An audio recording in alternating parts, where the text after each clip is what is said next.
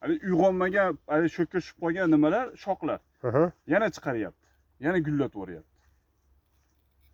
Assalomu alaykum. 7-aprel 2023-yil. Ko'p mana shu shoxlar mana qurigan nimalar mana qurimasdan yana gullashga keldi. Gulini ushadi o'shalar.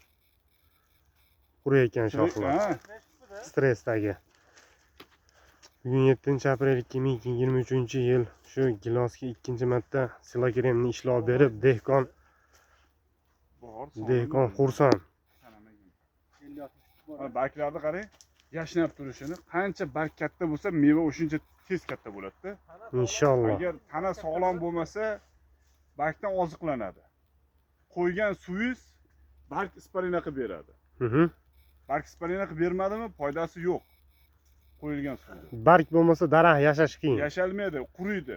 Orada patera ko'payib ketadi, qurish. Buning uchun nima qo'llanish kerak ekan, dehqon? Ko'proq bunga silokremni shu o'z vaqtida berish kerak ekan. Shu gullaganda 5%ligida boshlab turib, keyin tutishni boshlagandan keyin yana sepish kerak ekanda bunga. Sepsiz o'shanda nima qilar ekan? Pishganda ham sepaverasiz bunga. Qizarganda ham sepsiz, yana o'sha kattalashtirib berar ekan, ancha. Gapiring. Silokremni tavsiya qilganlarga mindan-min rahmatda. Mana o'shani mana hosilini mana endi mana yig'ib olganimizdan keyin yana ko'rsatadi. O'z kuchini-da bular.